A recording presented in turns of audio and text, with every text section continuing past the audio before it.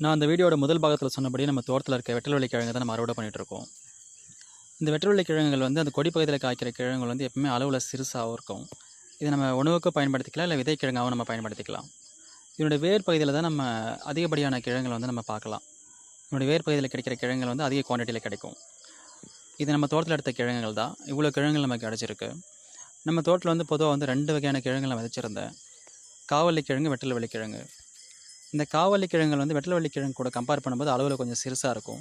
இதனுடைய உள்பகுதி வந்து சந்தன நிறமும் கொஞ்சம் வெள்ளை நிறமும் கலந்துருக்கும். இந்த வெட்டல்வெளி கிழங்குகள் வந்து அளவில் பெருசாகவும் இருக்கும். அதனுடைய தோல் பகுதி வந்து கொஞ்சம் ரோஸ் நிறமும் வெள்ளை நிறமும் கலந்துருக்கும்.